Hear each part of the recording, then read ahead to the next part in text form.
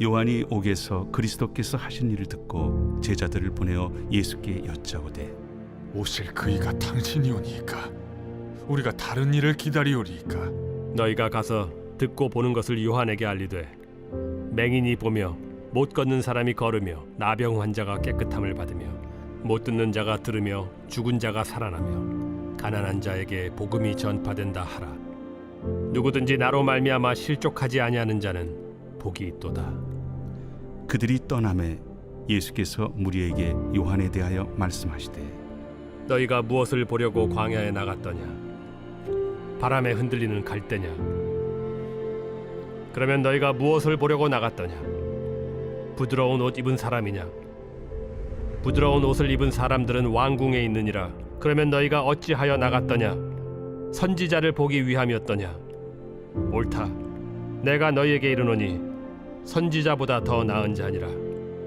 기록된 바 보라, 내가 내 사자를 내 앞에 보내노니 그가 내 길을 내 앞에 준비하리라 하신 것이 이 사람에 대한 말씀이니라. 내가 진실로 너희에게 말하노니 여자가 낳은 자 중에 세례 요한보다 큰 이가 일어남이 없도다.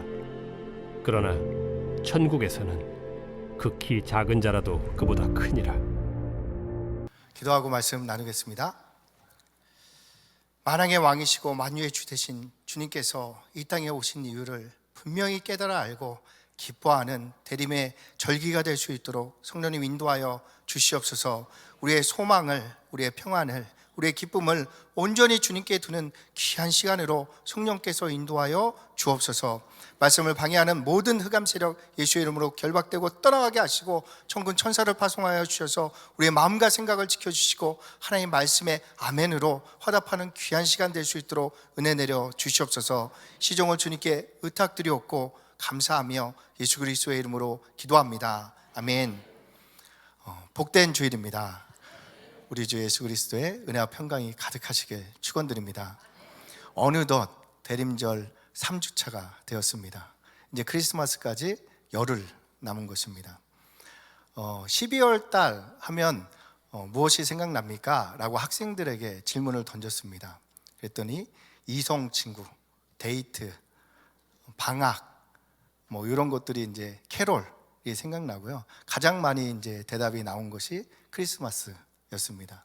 크리스마스 하면 어떠한 느낌이 듭니까? 라는 질문에 학생들의 대답은 기뻐요, 신나요, 설레요, 기대가 돼요 라는 대답이었습니다.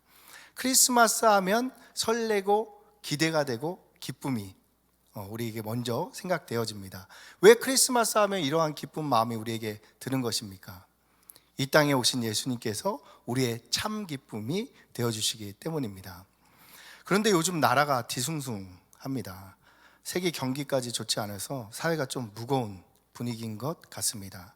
더하여 비상식적인 뉴스들을 듣게 되면 그나마 붙잡고 있던 우리의 평안이 깨어지고 소망이 사라지고 기쁨이 희미해지는 것 같습니다. 2000년 전에 예수님이 오실 당시에도 이와 상황이 크게 다르지는 않았습니다. 로마의 압제는 점점 심해지고 있었고요. 그리고 헤롯 대왕은 2살 이하의 아이들을 몰살시킬 정도로 잔인한 사람이었습니다.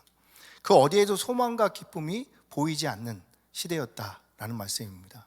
그때 한 별이 떠올라서 동방에서, 페르시아에서 동방박사들을 이끌고 예루살렘까지 오게 되는 것입니다. 그 거리가 1600km라고 합니다. 왕복으로 3200km입니다. 낙타를 타고 이동하면 소요되는 시간이 80일 정도 걸리는 시간이라고 합니다. 그렇게 오랜 시간을 거쳐서 동방박사들이 예루살렘에 예수님을 만나게 되었습니다. 그리고 자신들이 준비한 값비싼 예물인 황금과 유황과 모략을 주님께 드리고 그 다음에 성경이 뭐라고 증언하느냐 크게 기뻐하였더라 라고 말씀하고 있습니다. 여기서 어느 포인트에서 이분들이 크게 기뻐하게 된 것입니까? 1600km를 이동해서 40일 동안 겨우 예수님 만나서 자신들이 준비한 값비싼 예물을 드리고 돌아가야 되는데 어디서 이분들이 기쁨을 얻게 된 것입니까? 예수님을 만난 것이 이분들에게 그토록 큰 기쁨이었다라고 증거하고 있는 것입니다. 우리 역시 연말 황금 같은 이 일요일을 우리는 주님의 날로 지키면서 아버지 앞에 예수님께 나왔습니다. 그냥 나온 것도 아니고 헌신과 헌금을 준비해서 주님 앞에 나오게 된 것입니다. 송년회다, 여행이다. 세상 사람들은 시끌벅적한 이 시간에 우리는 주님 앞에 모이게 된 이유가 무엇입니까? 우리 안에 예수님을 그리스도로 만난 감격과 기쁨이 있기 때문입니다. 우리는 이 마음을 잊지 않고 기억하기 위해서 대림절 세 번째 초를 밝혔습니다. 세 번째 초의 의미는 기쁨입니다. 소망의 초, 평안의 초, 기쁨의 초를 밝힌 것입니다. 예수님이 나 같은 죄인을 구원하기 위해서 자신을 내어주셨습니다. 그리고 우리가 낙심자졸할 때마다 책망하고 훈계하는 것이 아니라 넓은 품으로 안아주시면서 주님, 나를 발판 삼아서 다시 꿈꾸고 도전하라 응원해 주시고 얼마든지 밀어둘 터이니 포기치 말고 도전해라 격려해 주시는 것입니다. 그래서 우리는 언제나 주님 안에 있을 때 기쁨을 누리게 되는 것입니다. 대림절은 이러한 주님이 우리에게 오셨음을 기억하고 다시 오실 주님을 기다리는 절기입니다. 오래전 기다림이 정겨웠던 풍경 안에 있었던 이야기를 듣게 되었습니다. 시골이었는데요, 버스가 이렇게 지나가고 있습니다. 저 멀리 가로수 밑에 한 젊은 군인이 손을 들었습니다. 그래서 버스가 그 군인 앞에 멈춰 쓴 것입니다. 젊은 군인이 버스에 타서 맨 앞자리에 앉고 배낭을 이제 앞으로 앉게 되었습니다. 근데 버스가 출발해야 되는데 출발하지 않고 가만히 서 있었습니다. 그래서 아니 왜 출발을 안 하고 있어요? 이럴 줄 알았으면 내일 올 걸 그랬네. 뭐 이렇게 승객들이 이렇게 얘기를 했습니다. 그랬더니 기사 아저씨가 저기 하면서 턱으로 저쪽 방향을 가리킵니다. 그랬더니 이제 승객분들이 다 기사 아저씨가 가리킨 방향을 봤더니 저 멀리서 논두렁을 뛰어오는 한 여인이 손을 버스를 향해서 막 흔들고 있는 것입니다. 급한가 보다 하고 이제 모든 사람이 기다리게 되었습니다. 승객들이 이제 내려와서 바람도 쏘이고 냇가에 내려가서 손도 씻고 그러면서 여인을 기다렸습니다. 여인이 마침내 도착했는데 버스에 타지를 않고 있어서 이제 버스 아저씨가 얼른 타요 가게 이렇게 얘기를 했는데 타질 않는 것입니다. 부끄러운 듯 맨 앞 버스 앞부분으로 가더니 버스 창가로 손을 내미는 젊은 군인 남자의 손을 꼭 부여잡고 몸성이 잘 다녀오세요 라고 이야기를 하는 것입니다. 그때 젊은 남자가 걱정하지 말래 이렇게 얘기를 하고 손을 놓지 않고 안타까운 눈빛으로 서로를 바라보고 있었습니다. 이러한 모습을 보면서 승객들이 미소를 짓게 되어졌다라는 이야기입니다. 이 군인 아저씨는 멀리서 달려오는 자신의 연인을 기다릴 때 어떠한 마음이 들었겠습니까? 아마도 설레이고 기쁜 마음이 들었을 것입니다. 우리의 기다림에는 두 가지가 있는 것 같습니다. 이렇게 설렜고 기쁜 마음이 있는 반면에 때로는 초조하고 불안한 마음도 드는 것 같습니다. 사랑하는 사람 기다릴 때는 설레고 기쁜 마음이 있을 것입니다. 하지만 불확실한 시험 결과를 기다리는 우리의 마음은 초조하고 불안하게 될 것입니다. 오늘은 기다림에 대한 주제로 말씀을 나누고 싶습니다. 오늘 본문의 내용을 보면 세례 요한이 예수님의 응답을 기다리고 있습니다. 요한은 진리를 수호하다가 오늘 이제 감옥에 갇혀 있는 상황이었습니다. 그리고 그 요한이 제자들을 주님께 보내서 묻습니다. 오실 그이가 당신입니까? 아니면 우리가 다른 일을 기다려야 합니까? 이러한 요한의 질문에 예수님께서 이사야서 35장을 인용하여 설명하고 계신 내용이 오늘 본문의 내용입니다.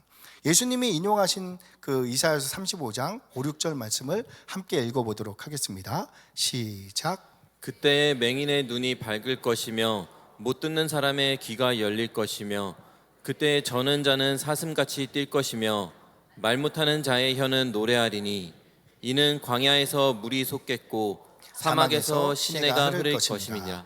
아멘. 맹인이 보며 못 걷는 사람이 걷고 문둥병자가 치유되고 못 듣는 사람이 듣고 가난한 자가 부욕해 되는 일이 예수님께서 이 땅에 오셔서 성취한 일이다. 그러니 요한에게 봐라 하고 말씀하시는 것입니다. 왜 이러한 대답을 예수님이 요한에게 주십니까? 요한의 기다림에 불안과 초조함이 드러났기 때문입니다. 세례 요한은 예수님을 그리스도로 증거하신 분입니다.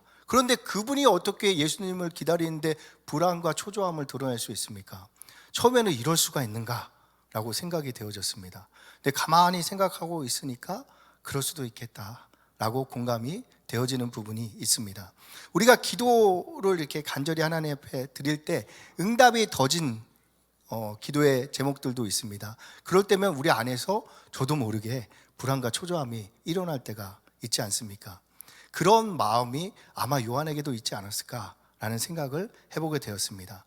하지만 주님은 그러한 순간에서도 우리에게 초조하거나 불안해하는 것을 원치 않으십니다. 빌립보서 4장 말씀을 함께 읽겠습니다. 시작. 아무것도 염려하지 말고 다만 모든 일에 기도 간구로 너희 구할 것을 감사함으로 하나님께 아뢰라. 그리하면 모든 지각에 뛰어난 하나님의 평강이 그리스도 예수 안에서 너의 마음과 생각을 지키시리라. 아멘. 하나님이 반드시 가장 좋은 길로 응답하고 있는 과정이니까 염려하지 말고 믿고 감사함으로 기도해라 라는 이야기입니다.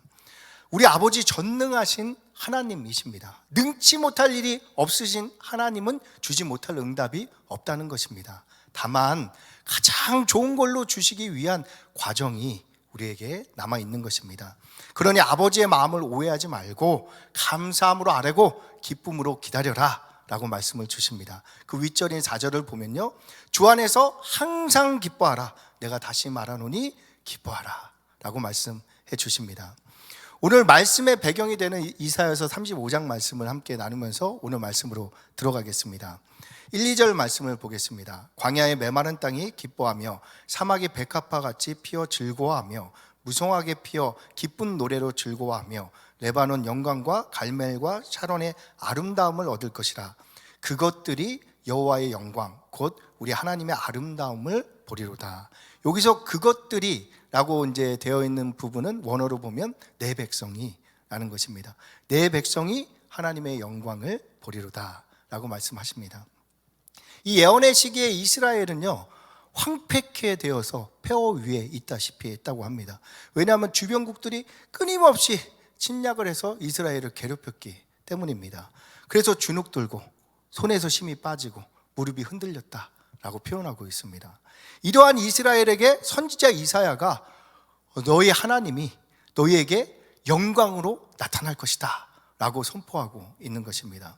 그리고 이어서 그 하나님의 영광, 하나님의 구원을 기다리는 하나님의 백성들의 자세에 대해서 알려주십니다. 3, 4절 말씀을 함께 읽겠습니다. 시작. 너희는 약한 손을 강하게 하며 떨리는 무릎을 굳게 하며 겁내는 자들에게 이르기를 굳세어라. 두려워하지 말라. 보라, 너희 하나님이 오사 보복하시며 갚아주실 것이라. 하나님이 오사 너희를 구하시리라. 아멘. 약한 손과 떨리는 무릎을 통해서 우리는 주변국의 침략이 얼마나 크고 잦았는지를 알게 되어집니다. 우리에게 적용해 볼 수 있죠. 최선을 다해서 열심을 다했는데 코로나가 일어난 것입니다. 그 가운데서 어떻게든 버텨갖고 힘을 내서 다시 도전을 하려고 했더니 세계 경제 시국이 불황이 찾아온 것입니다. 하나님의 구원을 교회가 외쳐도 우리 안에 소망이 일어나지 않는 상황입니다. 이러한 상황 가운데서 주의 백성을 향해서 하나님의 선지자 이사야가 선포하는 것입니다. 굳세어라. 두려워하지 말라. 보라, 하나님이 오사 너희를 구원하신다. 무슨 말씀입니까? 예를 들면 초등학교 2학년 학생이 있는데 집으로 돌아가는 길에 항상 만나는 중학교 1학년 학생이 있습니다. 근데 그 중학생이 항상 괴롭히는 거죠. 툭툭 치고 가방을 뺏어서 멀리 집어 던지고 집에 못 가게 계속 막는 것입니다. 그냥 괴롭히는 거죠. 그날도 이제 집으로 돌아가는 길에 중학생이 서 있습니다. 아이의 눈에 소망이 없고 이제 빛을 잃게 된 거죠. 그래, 너 할 일 해라. 나는 빨리 가야 되겠다 하고 이제 이렇게 체념한 표정으로 있는데 그 중학생 뒤에서 그 초등학교 학생 아빠가 이제 오는 것입니다. 그럼 아이는 힘이 없고 키가 작고 그 중학생보다 연약해도 염려할 게 없는 거죠. 아빠가 이 문제를 해결해 줄 것이 분명하기 때문입니다. 이처럼 우리 아버지 되신 하나님께서 우리 문제 가운데 반드시 찾아와 해결해 줄 것이니 염려하지 마라, 이 말씀입니다. 우리가 비록 약하고 가진 것이 없고 연약해도 상관이 없습니다. 전능하신 하나님께는 능치 못할 일이 없기 때문입니다. 이것을 믿어라 라고 말씀하십니다. 이러한 기다림에는 초조와 불안보다는 설레임과 기대가 일어나지 않겠습니까? 5절 6절입니다. 그때 맹인의 눈을 밝힐 것이며 못 듣는 사람의 귀가 열릴 것이며 그때 저는 자는 사슴같이 뛸 것이며 말 못하는 자의 혀는 노래하니니 이는 광야에서 물이 솟겠고 사막에서 시내가 흐를 것임이라. 아멘. 예수님이 이 말씀을 인용해서 이제 오늘 이야기하신 거죠. 맹인, 기머거리, 벙어리는 그 당시에 소망이 없던 사람이죠. 어떠한 의학으로도 고칠 수 없는 상황입니다. 그래서 의사도 권력도 해결하지 못하는 문제를 대표하는 내용입니다. 그런데 예수님이 오시면 그 문제도 해결되어진다라는 것입니다. 믿는 자에게 능치 못할 일이 없다. 그러니 기쁨으로 주님을 기다려라 라고 말씀해 주십니다. 그리고 예언과 같이 예수님이 오셔서 소경의 눈을 띄우시고 못 듣는 자를 듣게 하시고 말 못하는 사람의 입을 열어주신 것입니다. 그런데 세례 요한이 이러한 모든 과정을 보고서도 오실 리가 예수님 맞습니까? 라고 묻는 것이죠. 그것이 오늘 2절 3절의 말씀입니다. 요한이 옥에서 그리스도께 하신 일을 듣고 제자들을 보내어 예수께 여짜오되 오실 그이가 당신이오니까 우리가 다른 일을 기다려야 합니까? 세례 요한이 이러한 질문을 했다는 것이 우리를 굉장히 당황스럽게 합니다. 요한은 보라, 세상 죄를 지고 가는 하나님의 어린 양이로다 하면서 예수님을 그리스도로 천명한 사람입니다. 그런데 그 요한이 어떻게 예수님을 의심할 수 있게 된 것입니까? 본문에서 요한은 이제 감옥에 갇혀 있는 상태이죠. 왜 감옥에 갔냐면 헤롯 대왕의 동생 헤롯 대왕이 동생 빌립의 아내 헤로디아를 취한 것을 이제 요한이 지적했기 때문에, 책망했기 때문에 감옥에 갇히게 되었습니다. 요한이 갇힌 감옥은 마케루스라고 이제 사회 동쪽에 있는 마케루스 요새의 감옥에 갇힌 것입니다. 이곳에 갇히면 죽는 거가 당연시 되었던 시절입니다. 그러니까 죽음을 눈앞에 둔 상황입니다. 하지만 요한이 괴로웠던 것은 감옥에 갇혔거나 죽음을 목전에 두었기 때문이 아니었습니다. 요한은 감옥에 갇히기 직전까지도 예수님을 그리스도로 선포했던 사람입니다. 이 요한이 증거했던 예수님 메시아의 모습은 성령과 불로 세례를 주고 키를 들고 타작마당 곡식을 이렇게 골라내는 심판의 메시아였습니다. 그런데 제자들이 찾아와서 예수님이 이 땅 가운데서 행하신 일들을 전해주는데 그 내용을 들어보니 자기가 생각하는 예수님과는 너무나 달랐다라는 것이죠. 예수님은 심판이 아니라 구원을 베풀기 위해서 오신 것 같았습니다. 예를 들면 동생의 아내를 취한 헤롯에게도 용서와 구원의 복음을 증거하는 것 같았다라는 것입니다. 여기서 요한과 예수님 사이에 간격이 생긴 것입니다. 요한은 아모스 선지자처럼 포효하는 사자와 같이 권력에 지지 않고 불의에 맞서서 정의를 물같이 공의를 하수같이 선포했기 때문에 죽음을 목전에 둔 상태입니다. 이러한 요한에게 죄를 용서하는 예수님의 복음은 마치 권력과 타협하는 위선자의 모습으로 비춰질 수 있었다는 것입니다. 그래서 요한이 흔들린 것입니다. 왜냐하면 상황이 이해가 되지 않았기 때문입니다. 하지만 우리는 흔들리면 안 됩니다. 왜냐하면 우리는 예수님의 십자가를 이미 믿고 고백한 사람이기 때문입니다. 그래서 우리가 이해할 수 없는 상황들이 우리 주변에서 벌어진다고 하여도 그 하나님의 십자가를 통해서 우리에게 은혜를 베푸신 하나님의 사랑이 결코 우리를 외면하지 않는다라는 것을 알기 때문에 우리는 흔들리지 말고 그 하나님 앞에 끝까지 기쁨으로 기대할 수 있는 사람이 되어야 할 것입니다. 예를 들면 우리가 언약을 붙잡고 자녀들을 위해 기도할 수 있습니다. 그러면 나보다 더 자녀를 사랑하시는 하나님께서 반드시 그 자녀들을 가장 좋은 길로 인도해 주실 것입니다. 이것을 믿는 것이 우리의 믿음 아니겠습니까? 그런데 믿지 못한다면 아마도 불안하고 초조하게 될 것입니다. 그리고 그 자녀에게 나타나는 여러 가지 현상들로 인해서 일희일비하게 되어질 수도 있다라는 것입니다. 하지만 믿는다면 믿는다면 어떠한 상황에서도 흔들리지 않고 하나님의 행하실 구원을 기대하며 기뻐할 수 있다라는 말씀입니다. 그렇다면 세례 요한은 예수님을 바르게 보지 못했구나 라는 것을 알게 됩니다. 왜냐하면 자신이 원하는 심판주의 이상을 예수님께 투영했던 것입니다. 근데 실제 예수님이 그 심판주의 모습으로 이 땅에서 사역하지 않으시자 그 예수님에 의해서 걸려서 넘어진, 실족하게 되어졌다라는 말씀입니다. 우리는 예수님을 바르게 볼 수 있어야 합니다. 우리가 기대하는 예수님이 아닌 성경이 말씀하시고 계신 예수님을 볼 수 있어야 한다라는 말씀입니다. 우리 입장에서는 마국간에 오신 비천하고 나약한 예수님보다는 힘있고 능력 있는 예수님이 되었으면 좋겠다라고 바랄 수 있습니다. 적용해서 말씀드리면 우리의 기도가 더디 응답하시는 하나님보다는 즉각적으로 응답해 주시는 하나님이었으면 좋겠다라고 바랄 수 있다라는 것입니다. 하지만 예수님이 구유에 오신 이유가 있지 않겠습니까? 예수님이 우리의 기도에 더디 응답하시는 이유가 있지 않겠습니까? 예수님은 얼마든지 로마 황제의 아들로 태어나서 좋은 것 보고 좋은 사람 만날 수도 있었습니다. 그런데 왜 예수님이 구유에 오신 것입니까? 우리의 구주가 되기 위함이었습니다.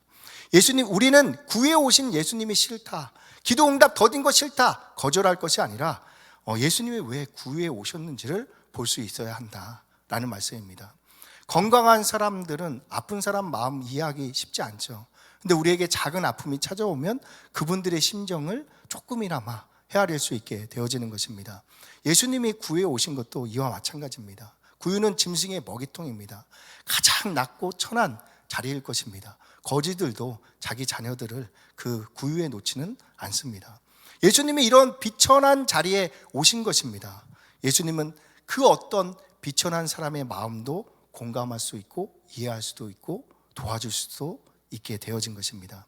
우리 중 누군가는 말할 수 없는 아픔 가운데 계십니다. 그 누구도 그분의 마음을 헤아릴 수 없습니다.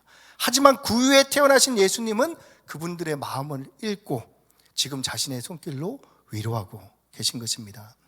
또 누가복음 1장 35절을 보면 예수님을 하나님의 아들이라 이렇게 고백을 합니다.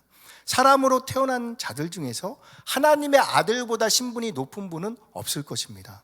낮고 가난한 사람은 가난한 사람들의 마음을 헤아릴 수 있지만 높고 부유한 사람의 마음을 헤아리기는 어렵습니다. 부유한 사람들에게도 고독과 아픔이 있습니다. 한 번도 사장이 되어보지 못한 분들은 직원들을 봉급을 주기 위해서 가족들을 뒤로하고 자기 집문서를 저당 잡히는 사장의 아픔을 이해할 수는 없습니다.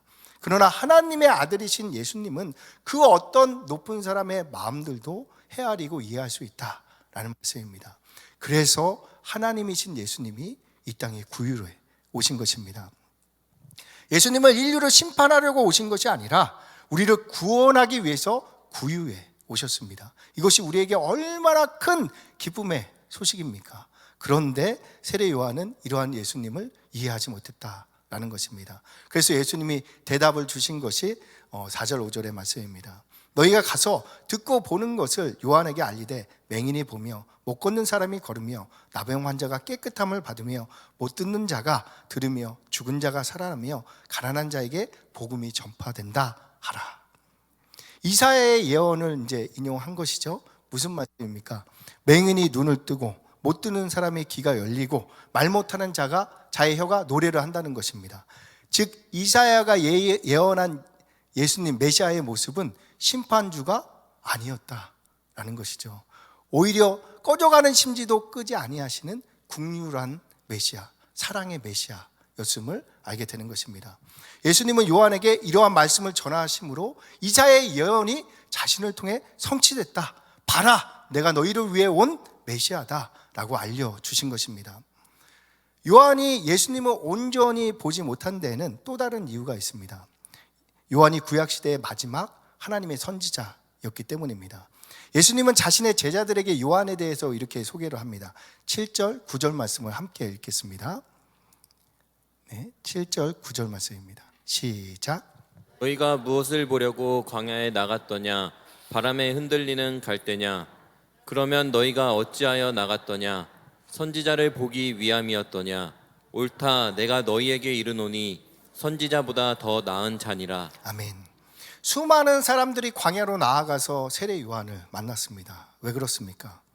권력과 타협하고 물질과 타협한 랍비들의 공용한 설교가 아니라 정의와 공의를 외치는 참 선지자의 음성이 그리웠기 때문입니다. 그래서 이스라엘 백성들이 광야까지 찾아 나아가서 선지자보다 나은 자요, 여자가 낳은 자 중에 가장 큰 이인 요한을 통해서 회개도 하고 세례도 받았습니다.